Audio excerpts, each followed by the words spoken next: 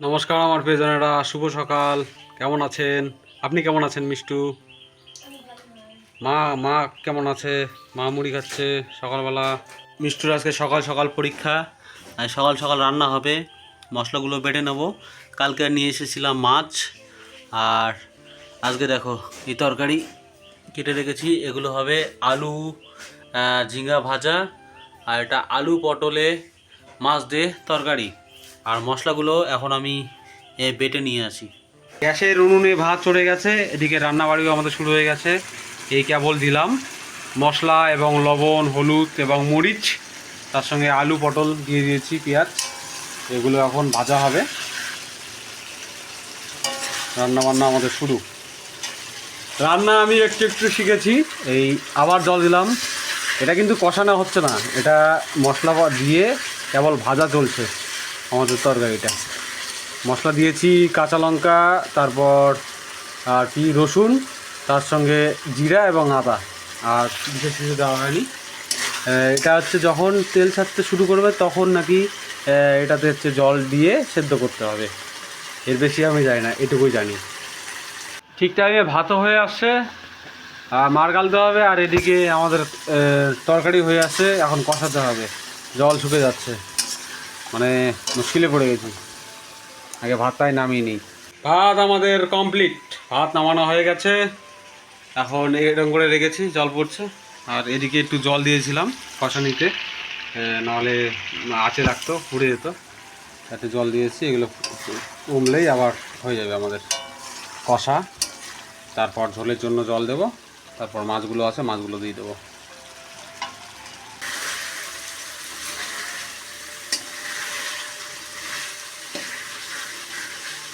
কষানোর পর জল ঢেলে দিলাম একবারে ঝোলের জন্য। এরপর ঝোলটা একটু ফুটুক, তারপর মাছগুলো দিয়ে দেবো। কালকে হাটে যে মাছগুলো কিনেছিলাম, মানে মাছগুলো, সরি ভুল, মাছ, মিরকা মাছ, সেগুলোই এখন ঝোলে দিতে হবে একটা একটা করে। আর মিষ্টি বলেছে মাথা আর এই ফিচাটা ওটা ওই থুকথুকি খাবে, যে থুকথুকিটা ওই মাঝে মধ্যেই মাছ পেলে খায়, মানে পটল দিয়ে থুকথুকি ঝাল। আর এগুলো চাকাগুলো আমি দিয়ে দিচ্ছি। যে কোনো একটা, তাহলে ফিচারে থাক, মাথাটা দিয়ে দিই। আর ডিম হয়েছিল মাছটার অনেক, মানে প্রচুর ডিম। এই ডিমও একটা দিয়ে দিই তরকারিতে। ঝোলটাকে একটু ফুটতে দিই, আর একটু পরে তুলে নেব।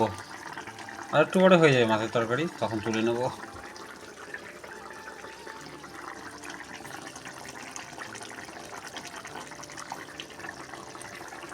কড়াই তরকারি কই? আমার তরকারি হয়ে গেছে। এই তো, এই তরকারি এই তরকারি কালার চেক করো কেমন হয়েছে, একটু বড় কালারটা। তরকারি হয়ে যাওয়ার পর ভাজা তুলে দিয়েছি, আলু এবং ঝিঙা ভাজা। মিষ্টু এখন পড়ছে, স্নান করলো। এখন একটু এগুলোতেও একটু পরিমাণ মতো লবণ দিতে হবে, লঙ্কা, তারপর হলুদ, লবণটা দিয়ে দিলাম পরিমাণ মতো। বেশি হলো কোনো ব্যাপার না, জল দিয়ে শুকাই নেবো। লঙ্কা অবশ্য বেশি লাগবে না, অল্প দিলে হয়ে যাবে। হয়ে গেছে। এক চামচও লাগবে না, অর্ধেকেরও কম। আর হলুদটা ওরকম অর্ধেকেরও কম। আমাদের চামচগুলো একটু ছোটো, সেটা পরিমাপ পাবেন না আপনারা অবশ্য। হলুদ এইটুকুই হয়ে যাবে। ভাজাগুলো ভেজে তারপর খাওয়া দাওয়া শুরু হবে আমাদের। মিষ্টু শুয়ে থেকেই পড়ছে, দেখতে পাচ্ছেন মোবাইলে, সে মোবাইলেই পড়ছে ChatGPT থেকে, শুয়েই। হয়ে গেছে রান্না, চলো খাবো। মিষ্টু হয়ে গেছে পড়া, চলো। পড়ায় এত মগ্ন, আমার কথা শুনছে না। খুব ভালো পড়াশোনা করে ও। আমাদের ভাজা প্রায় হয়ে আসছে, আর একটু পরে নামাবো।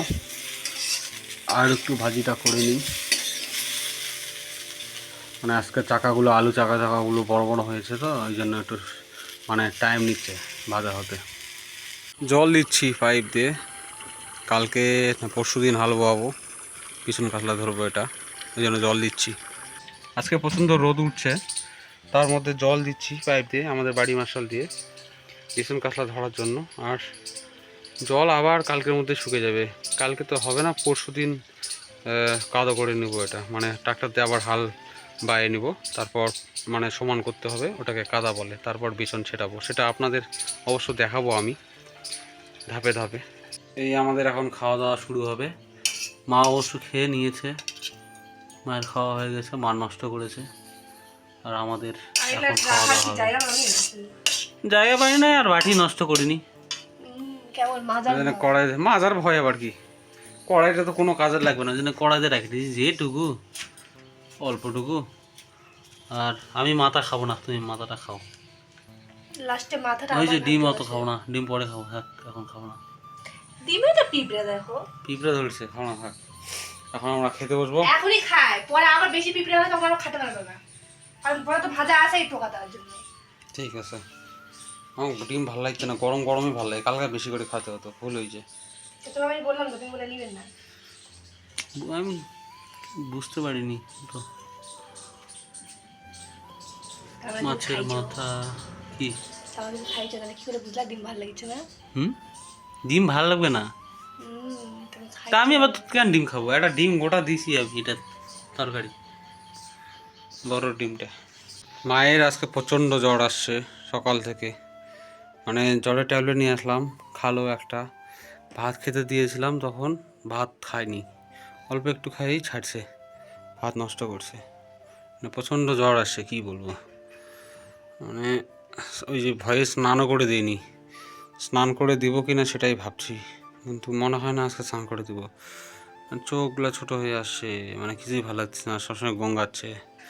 মাথা আবার দিলাম, আমি সেরকম জানি না কীভাবে দেয় না দেয়, তবু দিয়ে দিলাম। আবার কী যে করি, ডাক্তারের কাছে নিয়ে যাই না কী করি কিছু বুঝতে পারছি না, কী যে মুশকিলে পড়লাম, হায় ভগবান, কী এক জ্বালা। ওষুধ নিয়ে আসলাম কেবলই, দুটো ওষুধ, মানে দুটাই একই ওষুধ, জ্বর সর্দি দুটাই।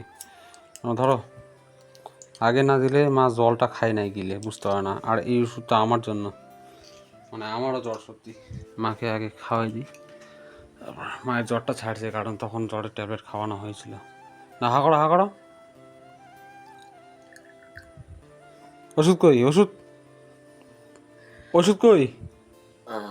খাইছেন, খাই নিছেন, খাই নিছেন?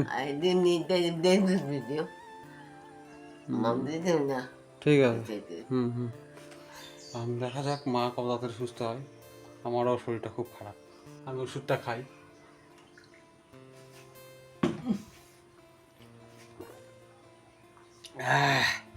তোমারও জ্বর, আমারও জ্বর, আমার কম তোমার বেশি। কি অবস্থা হয়েছে, চোখের জল বেরোয় বেরোয়। আশা করবেন মায়ের তাড়াতাড়ি অসুখটা ভালো হয়ে যাক, প্রার্থনা করবেন ভগবানের কাছে। এমনি অসুখ, তার মধ্যে এগুলো জ্বর সর্দি ভালো লাগে না। ভালো থাকবেন, সুস্থ থাকবেন, আমাদের জন্য কামনা করবেন যেন আমরা সুস্থ থাকি, ভালো থাকি। আজকের জন্য টাটা।